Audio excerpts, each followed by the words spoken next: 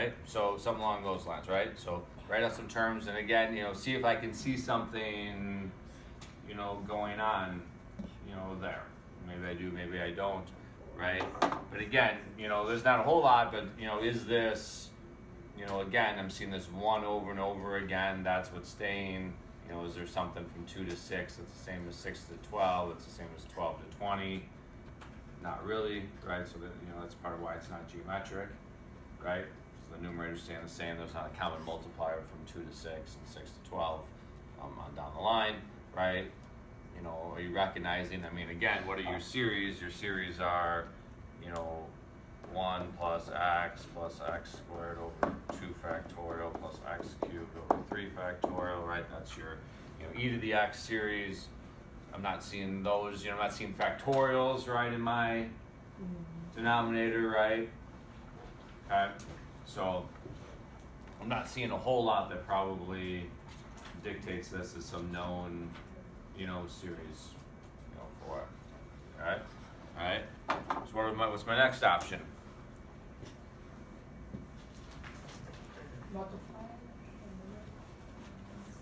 Multiply it. How else do I find the sum of a series? Go back to day 1 of this. Look at the partial sums, right? So partial sums was our idea, right? All right, we got to find the limit of the partial sums, right? If you can come up with a formula, right, for the partial sum, right, for the nth partial sum, then you find the limit as n goes to infinity of that, right? All right, so what's s sub 1? Half. S sub 2? 1/6 is not s sub 2. 1/6 is. That's my term 2. Yeah. That's the second term. Second term is not the sum of the first 2 terms. These are partial sums. I'm adding up terms. 2/3. Right? 2/3. S sub 3 is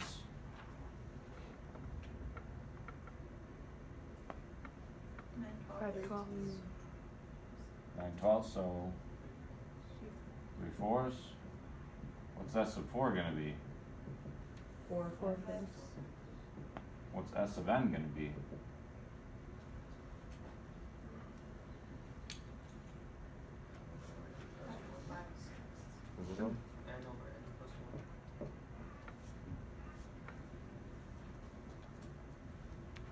Doesn't really get a whole lot easier than this one. Okay, normally these are at times they're challenging to try to come up with a formula for it. This one's doesn't really get any easier than this, right? And so this is what the partial sums are going to sum to, right? And how many terms do I want to add up? Okay, so I want to find the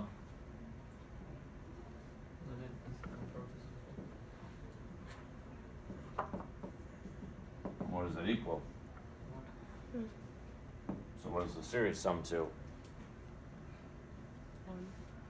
1, right? Literally, that's summing up an infinite number of terms in the series, right?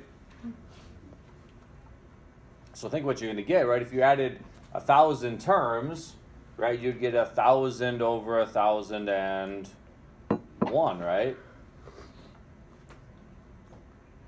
Right, if I found the 1,000th partial sum, right, my answer would be 1,000 over 1,001. If it was the millionth partial sum, it would be 1,000,000 over 1,000,001, right? What's happening? You're getting closer and closer to 1, right? Again, the denominator, look at this pattern, right? And this is glaringly obvious, right? Your denominator is 1 larger than your numerator every single time. Okay? Again, as you go up to infinity, that plus 1 becomes less and less significant, right? So we're creeping towards 1 really quickly. Right, we're never going to get there. The limit's going to be 1. Okay? So this series is going to sum to 1. Okay? So again, it's not geometric. I don't think it's something I know.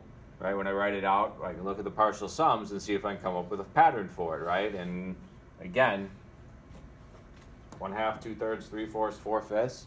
I mean, if you can't figure out there's a pattern and come up with the next one and write a nth one, right? Okay, I can't do much for you. Okay, so again, another way for it. All right. So again, this is something we talked about before to look at. Again, normally not this easy. Okay. Again, sometimes this is really hard to do, okay, which makes finding the sum of a series, very, very challenging, at times to be able to do. Which is why we typically simply ask if the series converges or diverges, right? We're not asking for what it converges to, because it's hard, right? A lot of times. Okay. If it's not this is easy. This is easy if you can recognize it, right? But it's not the easiest thing to recognize and see. Okay, come up with a series for it.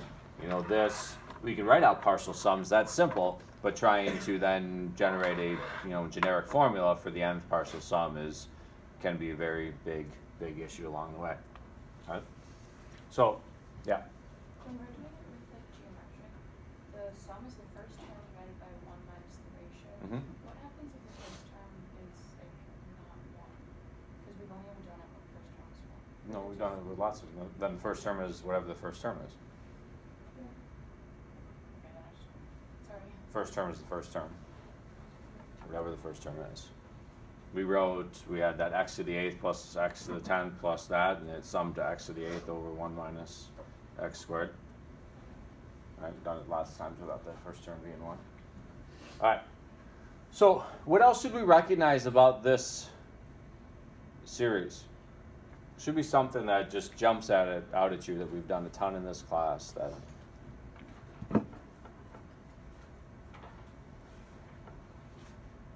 1 over n times n plus 1.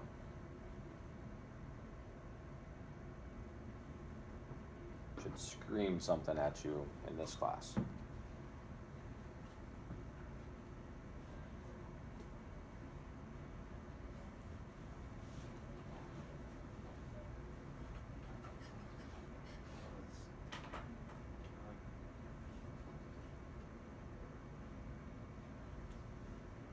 What do we do with that?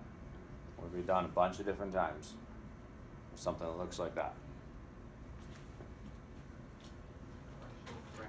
Partial fractions, absolutely, right? It's got a factorable denominator, right? It's already in factored form for you, right? Okay, so I should scream partial fractions at you. Right? It should be something that, whoa, I've got a factored denominator, right? Partial fractions, right? Okay? So if, which shouldn't have been a struggle over there to come up with that partial sum, okay? But you might think, oh, this looks like a partial fractions problem. So a over n, b over n plus 1, right? If I get rid of the summation and asked you to integrate it, you would have to use partial fractions to be able to integrate it, right? Be able to rewrite it, okay? So I'll multiply this by n plus 1 over n plus 1, this by n over n. So you get a times n plus 1 plus b n, that's equal 1, right? Okay, so when n is 0, a is 1. And when n is negative 1, b is negative 1. Okay, so this series, okay, I'm not going to take the time. I mean, you should know how to do partial fractions at this point in time. Okay, so an equivalent way to write this series is like this. Okay, so 1 over n minus 1 over n plus 1 is the same as 1 over n times n plus 1, right? Those are equivalent, just a different form, which would allow us to integrate this, right? We get the natural log of n, right, minus natural log of n plus 1, right, if it was an integral or something like that, right? Right, and so if the question was, hey, does this series converge or diverge? One way we could do it would be the integral test, right? So we could attempt to do an integral test on it. Not that I would, I'd probably compare it to what?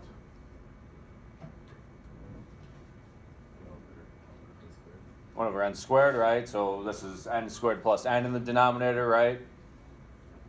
right? So I'd compare it to 1 over n squared, do a limit comparison test or something quick, right? With that, it would get to 1, so they're going to do the same thing. 1 over n squared converges, so this one will converge, right? I mean, that's probably what I would do with it, but I could, partial fraction it and do an integral test on it. I probably wouldn't, right? But I could, right?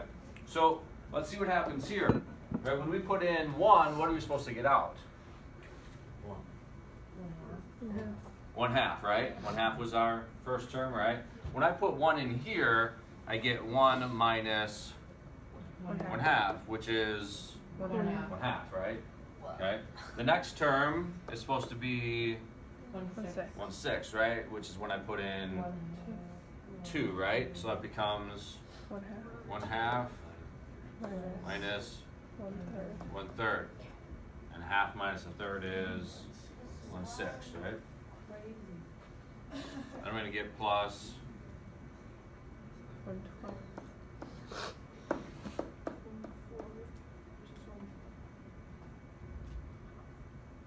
Plus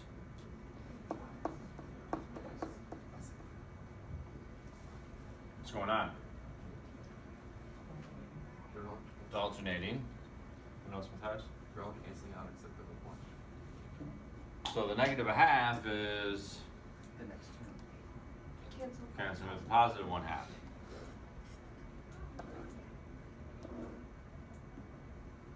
All right, the negative 1/5 is going to cancel with plus 1/5 in the next one. Oh. Right? Is everything going to cancel? Yeah.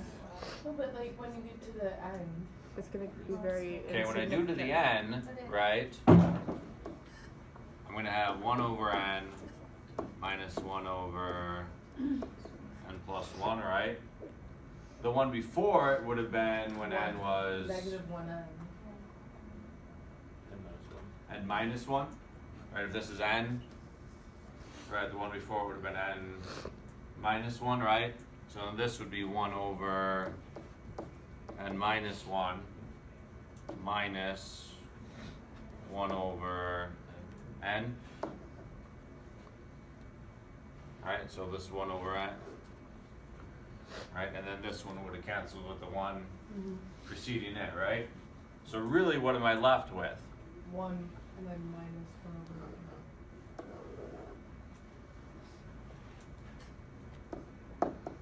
What do I want to find?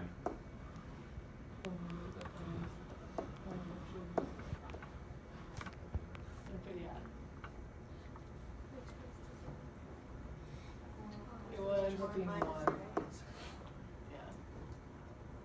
Okay. And add these two together. 1 is the same as. I want to add these two together. 1 is the same as n plus 1 over n plus 1, right? N plus 1 minus 1 is N. over. N plus 1. Pretty sure that's what we got over there, right? Yes, same thing. Okay. So when I find this limit, so here's another way to find the sum of the series. Okay, so this series, right? This is I added up all the terms, right? All infinite terms of it in essence, right? And I got the sum to be 1. Okay. So this is a special case. This is called a telescoping series.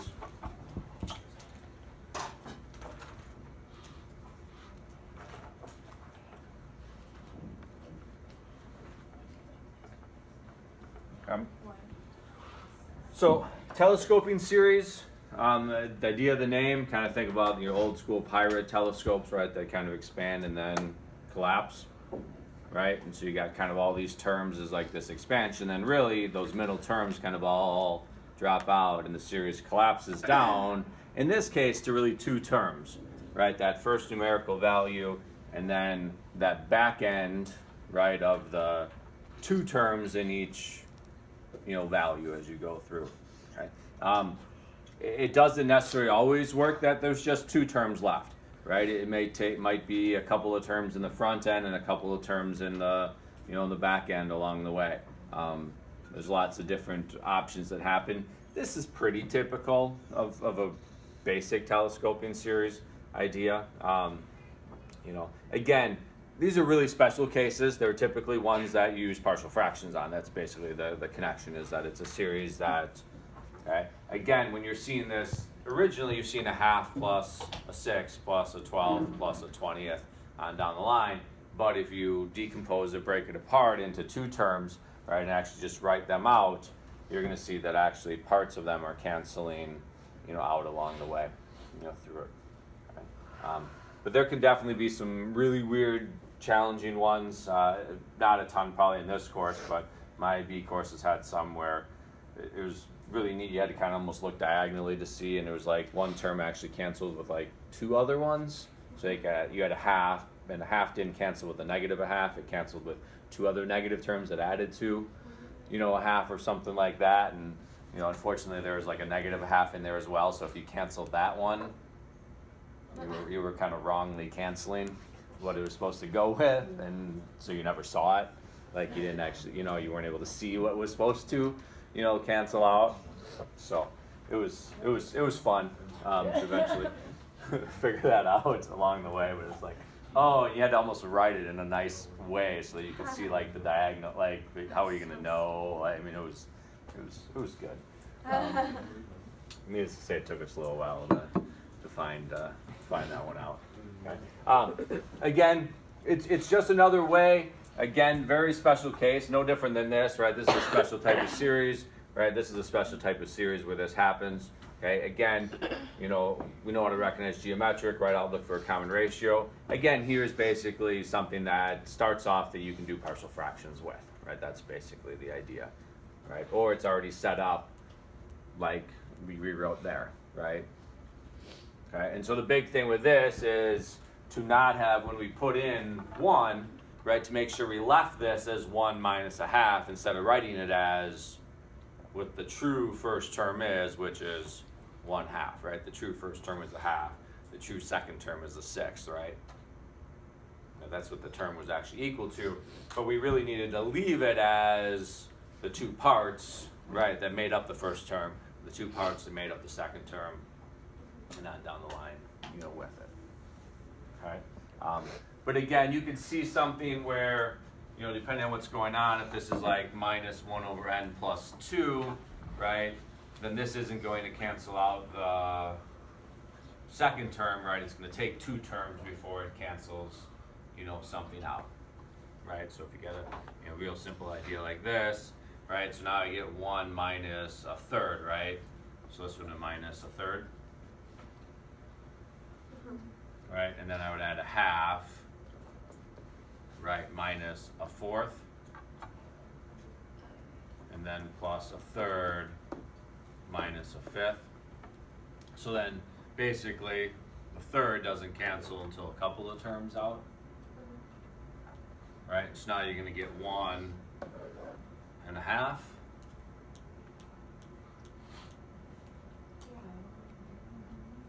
Right?